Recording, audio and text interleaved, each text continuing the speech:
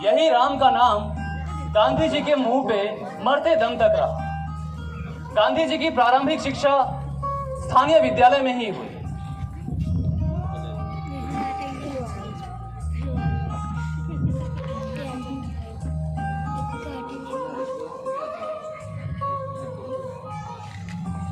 बच्चों, आप सबने प्रार्थना तो कर ली, लेकिन याद करो, कल मैंने आपको पाठ लिखने को बोला था और जो आपको आज दिखाना था। बताओ, कौन आज लिख कर नहीं लाया? गुरुजी, मैं लिख कर नहीं लाया, वो मुझे पाठ आता नहीं था इसलिए। कोई बात नहीं, एक काम करो, अपने सहपाठी में से देखकर लिख दो। क्षमा गुरुजी, पर मैं नकल नहीं करूंगा। आप मुझे जो सजा देना चाहे आप दे सकते हैं। तो फिर एक काम करो, बाहर जाओ और मुर्गा बनो। जैसा आप कहे गुरुजी। नकल नहीं करेगा तो मुर्गा बनेगा, नकल नहीं करेगा तो मुर्गा बनेगा। शांत।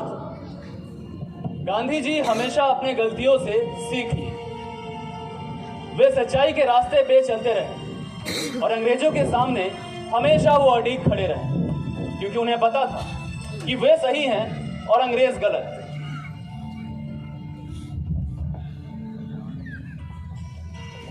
गांधी जी हरिश्चंद्र का नाटक देखकर वे काफी ज्यादा प्रभावित हुए और उन्होंने ठान लिया कि वह अपने जीवन में कभी भी झूठ नहीं बोलेंगे। बड़ी मुसीबत में फंस गया, क्या करूं, कोई बड़े हल भाई भी नहीं मिल रहा।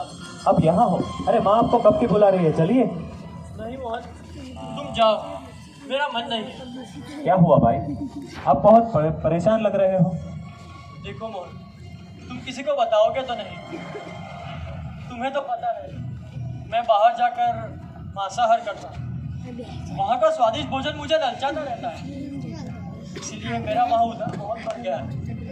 वो बताते हैं कि अगर मैंने पैसे नहीं दिए तो मेरा मार मार कर बुरा हाल कर देंगे और घर पे भी सबको बता देंगे। मैं बहुत बड़ी मुसीबत में फंस गया हूँ, मेरी मदद करोगे ना मोहन? गांधी जी को मुसीबत में अपने भाई को देखकर वे बहुत ही व्याकुल हुई। गांधी जी ने फिर एक गलती की, उन्होंने चोरी की। जी हाँ, वे अपने पिताजी के कड़े से कुछ सोना चुरा लिया और उसे बाजार में बेचकर उससे जो भी पैसे मिले अपने भाई को दे दिया। उनके मन में कुछ खटक रहा, बात उनके अंदर ही अंदर कहीं गड़ कर रही थी। इसीलिए उन्होंने तय किया कि वो खत लिखकर अपने पिताजी से माफी मांगे। और फिर क्या था, उस दिन वो दोनों बाप बेटे बहुत रोए।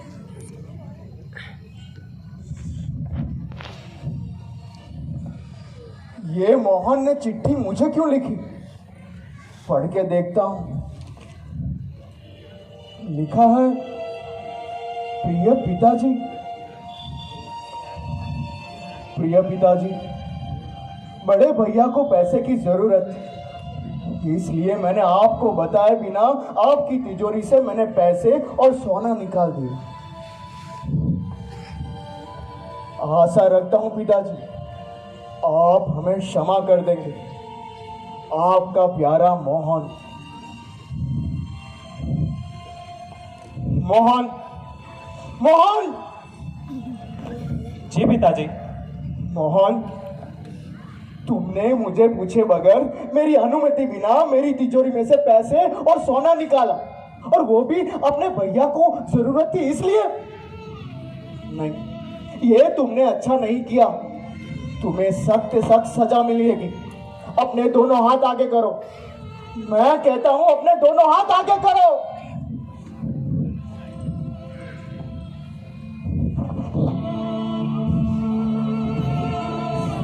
पाप करने से कहीं ज्यादा मुश्किल होता है पाप का प्रायश्चित करना। गलत काम करने से कहीं ज्यादा कठिन होता है उसको कबूल करना। मोहन, मुझे अच्छा लगा कि तूने सच का सामना किया और सच बोला अपनी चिट्ठी के सहारे। बेटा, मुझे तुझ पर नाज है, नाज। गांधी जी के जीवन में एक ऐसा पड़ाव आया जहां पे उनको ये देश छोड़कर विदेश जाना पड़ा, और उस समय विदेश जाना एक खराब बात थी। वो यहाँ के देशवासी इसे अच्छा नहीं मानते थे। मोहन, मुझे पता चला है कि तू पढ़ने के लिए विदेश जा रहा हो, लेकिन ये बिल्कुल गलत है। अगर तुम विदेश जाओगे तो तुम और हमारे धर्म को ये भ्रष्ट कर देगा, और हमारा समाज तुझे इसमें से बेदखल कर देगा। मेरी मानो तो तुम विदेश मत जाओ। लाखों विरोधों के बाद गांधी जी विदेश गए। मोहन, अपने बैरिस्ट्री की पढ़ाई पूरी करने के लिए वो इंग्लैंड पहुंचे। उन्होंने वहां पे पढ़ाई पूरी की और वहां से वो अफ्रीका गए, जहां पे उन्होंने 21 साल व्यतीत किए। वहीं पे उन्होंने अपने राजनीतिक दृष्टिकोण को विकसित किया, और वहीं पे उन्हें रंग भेद का कड़वा सच पता चला। तो चलिए चलते हैं साउथ अफ्रीका।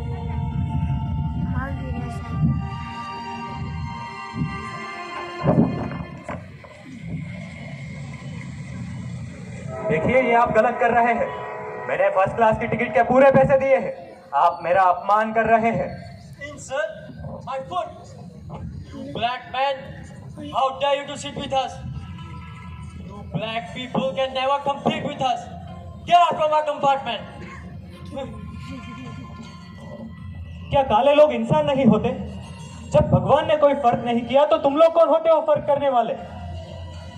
इस अपमान को मैं कभी नहीं भूलूंगा, कभी नहीं। इस घटना से गांधी जी के जमीर पर गहरा चोट पहुंचा, और उन्होंने तभी तय कर लिया कि वो इस अन्याय का बदला लेंगे, लेकिन सत्य और अहिंसा के राह पे चल के। गांधी जी के अंदर ये भाव साउथ अफ्रीका में ही आ गई, और वो जब भारत लौटे तो वो स्वतंत्रता संग्राम में शामिल हो गए। हमें आजादी चाहिए, हमें आजादी चाहिए, हमें आजादी चाहिए, आजादी चाहिए, हमें आजादी चाहिए, हमें आजादी चाहिए, हमें आजादी चाहिए, हमें आजादी चाहिए, हमें आजादी हमें आजादी चाहिए। हाँ, हमें आजादी चाहिए। माटी पुकारे तुझे, देश पुकारे, आजा रे अब आजा रे, भूले हम रहे हमें राह दिखा दे, आजा रे राह दिखा दे।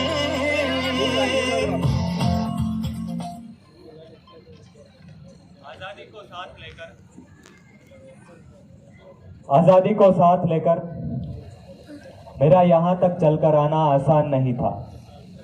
पूरा देश गुलामी की आग में जल रहा है, जिसके लिए मैंने आंदोलन किए, स्वदेशी अपनाओ का नारा दिया। अहिंसा के साथ मैंने अंग्रेजों को भारत छोड़ने पर मजबूर किया और स्वराज अपनाने पर मजबूर किया। बापू, मैं आपसे एक सवाल पूछूं? हाँ बेटा, जरूर पूछो। बापू, आप कुर्ता क्यों नहीं पहनते? बेटा, मैं बहुत गरीब हूँ, मेरे पास कुर्ता पहनने के पैसे नहीं है। बापू, आप चिंता मत कीजिए, मैं अपनी माँ से कहकर एक और कुर्ता सिलवा दूंगा, वो आप पहन लीजिएगा। तब तो तुम्हारी माँ को बहुत सारे कुर्ते सीने पड़ेंगे बेटा। ऐसा क्यों? क्योंकि मैं अकेला कुर्ता पहनूं ये अच्छा नहीं लगेगा। मेरा परिवार बहुत बड़ा है। क्या तुम्हारी माँ मेरे 40 करोड़ भाई बहन के लिए कुर्ते सी सकती है? ये देश ही मेरा परिवार है, मेरे अपने हैं, मेरे मित्र हैं।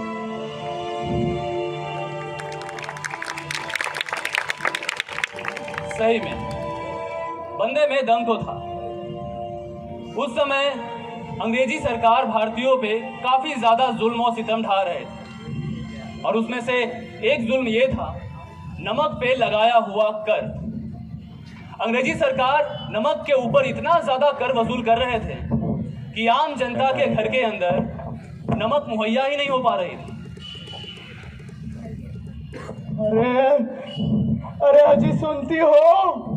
अरे सुबह से लेकर शाम तक काम करते करते मैं थक गया।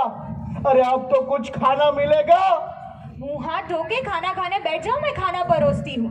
ठीक है, आज तो इस खाली पेट में कोई अन्न जाएगा।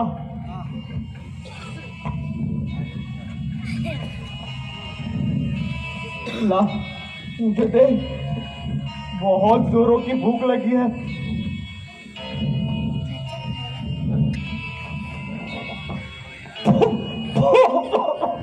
अरे अरे ये कौन सा खाना, बेस्वादिष्ट खाना बनाया तूने। अरे सुबह से लेकर शाम तक खाना काम किया, और ऐसा खाना, अगर ऐसा खाना मिलेगा तो इंसान जिएगा कैसे। अंग्रेजों ने नमक पर कर लाम दिया है। अब तो नमक इतना महंगा हो गया है कि हम नहीं खरीद सकते। आज से ऐसा खाना खाने की आदत डाल लो। ये बात सही की तूने। एक काम करते हैं, हम ये सारी बात बापू को जाके बताते हैं। चलो।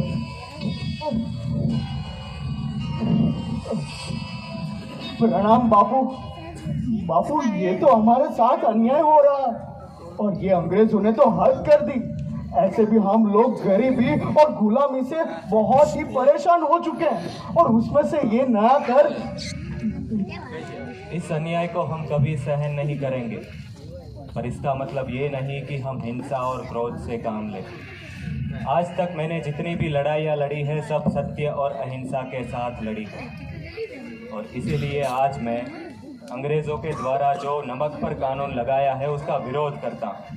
पर बापू, आप बिना हिंसा के ये कैसे करेंगे? मैं मोहनदास करमचंद गांधी लोगों के हित के लिए दांडी यात्रा करूंगा, और दांडी यात्रा करके नमक के कानून को तोड़ूंगा। जिस प्रकार एक इंसान के लिए हवा और पानी जितना ज़रूरी है, उसी प्रकार नमक भी है। हाँ बापू, हम भी आपके साथ इस नमक के आंदोलन में जुड़ेंगे। हाँ। वंदे मातरम! वंदे मातरम! भारत माता की जय! भारत माता की जय! 12 मार्च 1930 को गांधी जी साबरमती से दांडी के लिए यात्रा शुरू की। चाहे मेरे प्राण ही क्यों ना चले जाए, पर मैं इस कानून को तोड़ कर रहूंगा। वंदे मातरम! वंदे मातरम! भारत माता की जय! भारत माता की जय! वंदे मातरम! वंदे।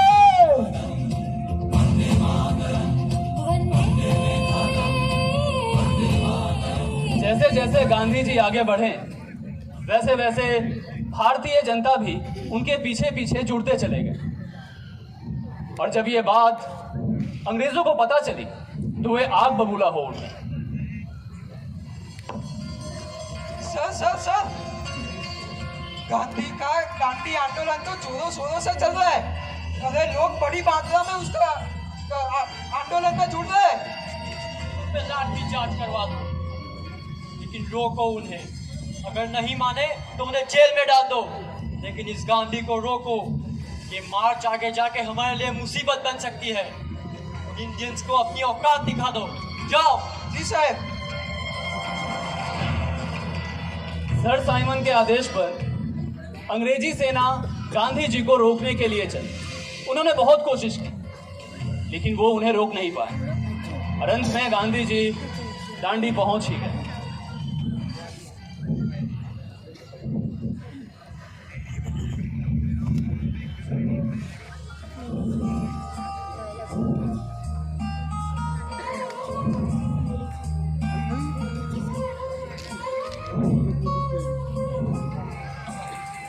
लो, तोड़ दिया नमक का कानून।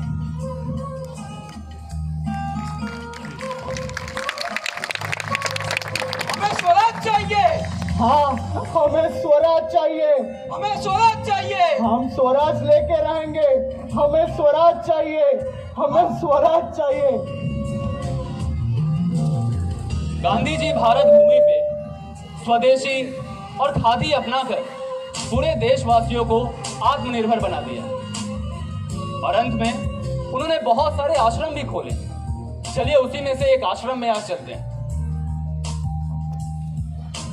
ऐनक पहने लाठी पकड़े चलते थे वो शान से, जालिम कांपे थर थर थर थर सुनकर उनका नाम रे। पर था उनका छोटा और सरपट उनकी चाल रे, दुबले से पतले से थे वो चलते सीना तान गे।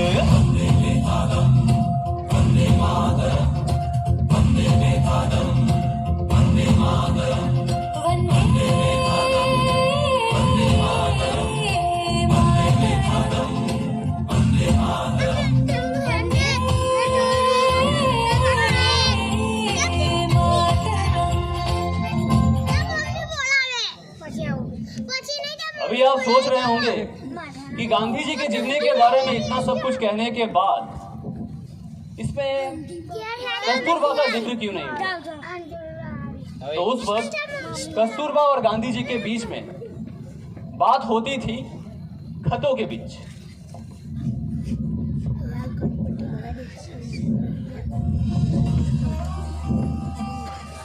वैसे तो हमेशा मैं जब भी घर पे होती हूँ और बापू घर से बाहर निकलते हैं तो मुझे आशीर्वाद दिए बिना नहीं जाते।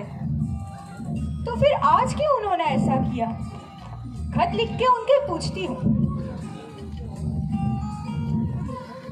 बापू, ये माँ का खत।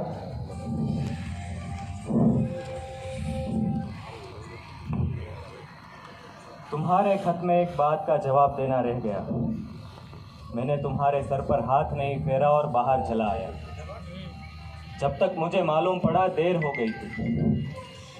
शादी के इतने सालों के बाद भी तुम्हें किसी बाहरी निशानी की क्यों ज़रूरत है? तुम्हें ऐसा क्यों लगता है कि मेरा प्रेम कम हो रहा है? मेरा प्रेम बढ़ रहा है और वो बढ़ता ही जाता है। जब रात को सोने से पहले तुम मेरे सर पर तेल लगाने आती थी, आज जब तुम यहाँ मेरे साथ नहीं हो तो बहुत अकेलापन सा लगता है। आज पहले मैंने सबको खिलाया, फिर खुद खाना खाया। बाद में बर्तन उठा के रसोई धोकर राम देव आज जाने वाला था बम्बई, तो उसके लिए दोपहर का खाना बनाया और 2-4 दिन का नाश्ता भी दे दिया है। इसी काम में जरा सी देरी हो गई। तुम पर काम का बोझा बहुत रहता है। ये सब तुम कब तक निभाओगे? मेरे खाने पीने की व्यवस्था, कभी कोई मेहमान आए तो उन्हें संभालने की जिम्मेदारी, रसोई की जिम्मेदारी, तुम्हारे खुद के कपड़े भी तुम ही बुनती हो। इन सभी काम को करने के लिए तुम इतना समय कहाँ से निकालती हो, ये मैं सोचता हूँ। इस सभी कामों के बीच में कभी रामदास बम्बई जाता है तो उसके लिए नाश्ता भी तुम ही बनाती हो। आज रामदास बम्बई गया, कल तुलसी नेपाल जाएगी, उसके थोड़े दिनों के बाद सुरेंद्र दिल्ली जाएगा। इसी तरह से कोई ना कोई आश्रम से बाहर जाता ही रहेगा और उन सभी के लिए खाना तुम ही बनाओगे। नहीं रे नहीं, रामदास मेरा बेटा है, उसके लिए मैं काम क्यों ना करूं? आप तो ठहरे महात्मा, आपके लिए तो सभी आश्रमवासी अपने बच्चे हैं, पर मैं तो महात्मा नहीं हूं ना। आप हमेशा मुझ पे सख्ती करते हैं, पर क्या मैं अपने बेटे के लिए अपने मन से खाने पीने की व्यवस्था भी नहीं कर सकती? मैं ये सोचता हूँ कि अभी तुम कहाँ होगी? सत्याग्रह आश्रम में। हम हमारा राजकोट का घर बार छोड़कर आखिर यहाँ क्यों बैठे हैं? हम और हमारे भाई बहन इस देश के देश सेवा में और देश की आज़ादी के लिए काम कर रहे हैं। हमारे भाई बहन जो हमें अपने माँ बाप को छोड़कर यहाँ तक आए, क्या वो अपने जन्मदाता माँ बाप से हमें कम समझते हैं? नहीं नहीं, आश्रमवासी सब हमें अपने माँ बाप से भी ज्यादा प्यार करते हैं। आपकी अटूट भक्ति की वजह से तो वे इधर आए हैं। वे अपने माँ बाप को छोड़कर इधर है, शिक्षा ले रहे हैं। बाद में देश के अलग अलग कोने में जाकर अपनी बनती हर सेवा करेंगे। अब तुम ही बताओ कि हमारी क्या जिम्मेदारी है। अगर हम हमारे राजकोट के घर में होते तो हमारी जायदाद, हमारे प्रेमी जन रामदास, देवदास और हमारी संतानें होते।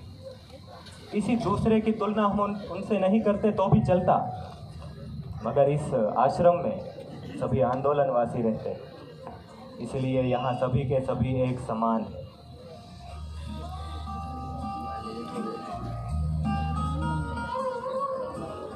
पंद्रह अगस्त 1947 में हमारा भारत देश आजाद हो गया।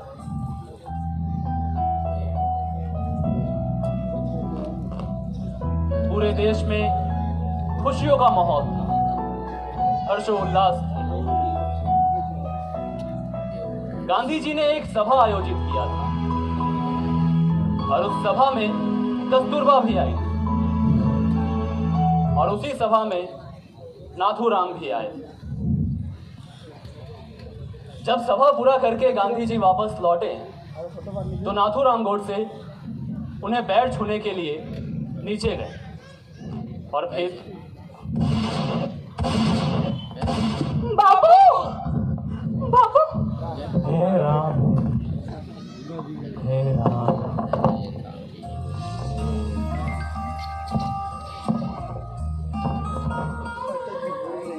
तो ये थे गांधी जी, जिन्होंने अपनी पूरी जीवन इस देश के लिए लगा दी। गांधी एक नाम नहीं, एक विचार है। अगर सिर्फ एक गांधी सदियों से जुल्मों के अंदर थके हुए भारत को उभार सकते हैं, तो सोचिए अगर ये विचारधारा हम सबके अंदर आ जाए तो क्या हो सकता है। हमें ये विचारधारा हमारे आने वाली पीढ़ी को भी देनी ही पड़ेगी। धन्यवाद।